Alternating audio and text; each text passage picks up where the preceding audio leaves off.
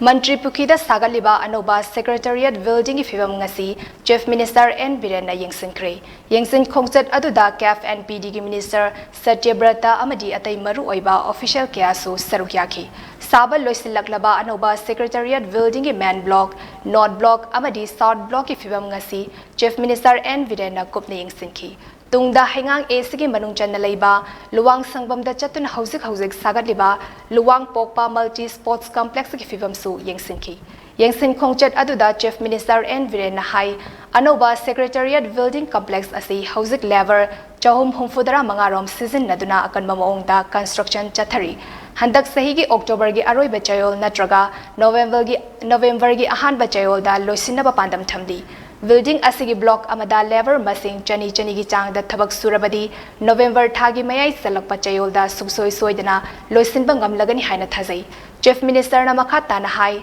Luang Pokpa Cricket Ground asisu gym amadi astai sports ki equipment sing hapsinduna discipline masing yam halaga multi-purpose sports complex oina semkatpagi thabak chathari ground asigi makha thangbarom da football ground amasu leiriba Ngapigani ground asigi makha thangbaromda football ground ama leiriba sesu international gi thakta pukhatna bahonari sana khotna badamai onsin drabadi in khalagliba naha kaya nisa gi ipakta irak nabagi fimam amada leire laibak faba amana handak olympic games ta medal kaya lawrakpa asina pokning thogatpa amadi oigadawri maram aduna sports ki lamda semgatpa yabasing semgatnaba honagani haki secretariat chi yam importance obani nangai court case tokshan bidana Adom hang torga leirambani court case tokshan bidana ba adu sina court case to khoina ngame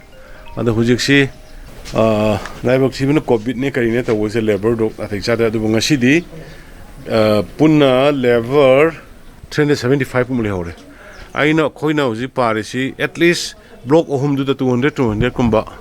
lever leiragadi thajan mangamagadi khoi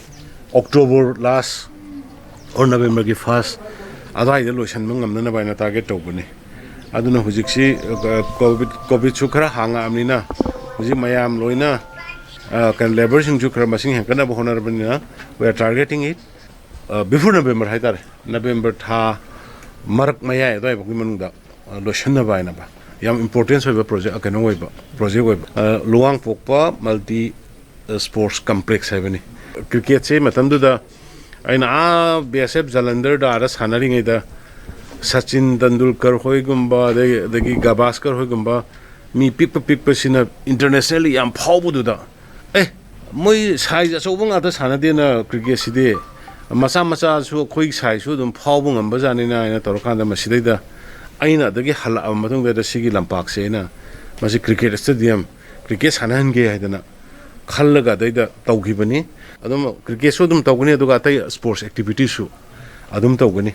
asongmi nakanda football ground amale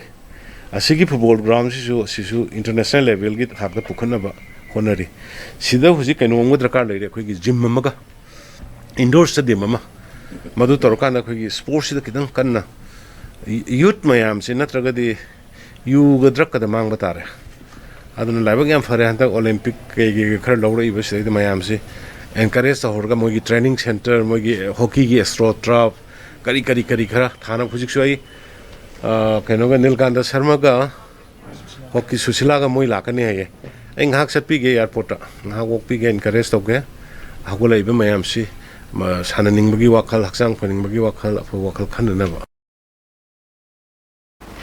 Judo Masanada Tokyo Olympics ta participate tauba Sushila da inspector gi post pibada social media da chamam na bathoki badugi matangda Chief Minister na hai leingak na lagliba tang tarani panda official reception ama pangthoklaga hockey gi Sushila amadi Nilakanta da makhoi gi chanaba post amamam sports department ta pina bahonari makhoi gi damangtani sports department da post tarani pan create tauribadu haina su Chief Minister na phongtoki Mogi dong tani khoina sports department da assistant director deputy director joint director post rani pan creator ise moi accommodate we anam ne ana nahan gidu mayam na aina haibaga media da social media da kaida khabar da phongnar bo khidang soina male inspector pidi duna judo gi Sushila haiba nupi masa akhoi gi kheno da participate to budo adugo hockey gi ani sidi somda अनिमक duty inspector ने medal फंगे medal फंगबदुनी मागी खितंग रेंग अचौ पीतारे medal फंगदुबुदुगी खितंग रेंग हंदर पीतारे sports की अखोई पोस्ट ग्रेजुएशन तौरे लोरे मोई रिसेप्शन से प्रोबेबली अखोई तारीख 53 तौर याई ऑफिशियल रिसेप्शन है तारे मदुदैद अखोई हैंड ओवर तौब ngamnaba honage पाउमी सिंगना कोविड-19 वैक्सीन अमदी अयुक नुंगथिल द थमलंबा कर्फ्यू लौथोखिबगी मतंगदा हंगबा वहंग अमगी पाखोम पिरदुना चीफ मिनिस्टर ना हाई कोविड-19 थेंगनबदा इसा इसागी थौदाग यामना चाउई मपुंग ओइना येंगबदा पॉजिटिव अमदी सीवगी चांग तपना तपना हंथरकली हौजिक मरु ओइना खुंगंगी जगा सिंगदा हेना संदोरकली बासी लेकाय लेकाय क्लब सिंगना थौदांग लौदुना टेस्टिंग अमदी वैक्सीनेशन की चांग हेंगना बहनसी हाइनाचु चीफ मिनिस्टर ना अपील तौखी सिगी कोविड सिदी कनामतन थेंगनबा ngam सेक्शन वैक्सीनेशन अदुना अखोई जी वैक्सीनेशन दा याम कोना कंसंट्रेट तौरी अदुगा लौनबा सि खरा हंतोनबा कोइना कर्फ्यू लौथोगो सो कोई कंटेनमेंट जोन से कंटेनमेंट जोन माइक्रो लेवल दा माइक्रो कंटेनमेंट जोन खाइदो खाना जगह जगह दा स्ट्रिक्टली लोकल क्लब सिंगा पंचायत मेंबर सिंग एडीसी मेंबर सिंग तोर कांदा कन होनरी सोइदना आई थाजे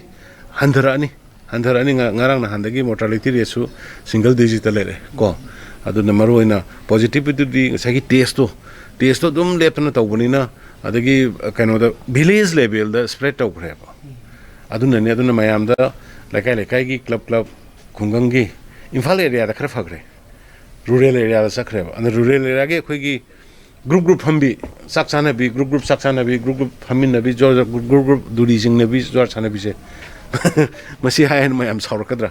मसी तोकना बायना अदुना कोई लोकल क्लब इन्वॉल्व तौक लइसे न पुलिस सिंगा लोकल क्लब का जॉइनली तौरगदि लखन मंगमने न खले 3 months की गैप अम पिरक 3 months की अदुना होजि हिदा लांगथक की वाट पर लेते नोय खंगे दंगा हिदा लांगथक की ऑक्सीजन की गदि असंगारांग नहान कोई पीएम केआर की मखादा प्राइम मिनिस्टर की केआर की फंडिंग मखादा हम ट्राई थोइदने मुलिंग खकदोइसे नान तंखाई हेन थारखरे तरुकी हुजिक तरुक अमगा ngasi hengsa laani adagi vaccination ju wat palaite aduna vaccination ji huji 11 lakhs 12 lakhs yok dore first dose ado only akoi keno gum ngai re 6 lakhs gum ngai re 6-7 lakhs maximum 6-7 lakhs akoi no huji keno ba december bau sorry september thamanung si bau dungam de we are totally akoi safe ओइरेन लौबे यारे अदुना vaccination दा कोई concentrate तौरी अदुना प्रजाना याम नुंगाई ngरang आइगोंदा अमा थागलपदा नोने की खुनमा fully vaccinated ओइरेन अदु सिंगी सिनलाउसिंग ना हाना खितंग रिलेटेड ओइरमनेबा अदु हुजिदि सिंगी सिनलाउसिंग की लोइना हिदा काप थुपिरामनेना याम थुना 100% ओइरेन खले सी वर्दि कोइ सेफ ओइरे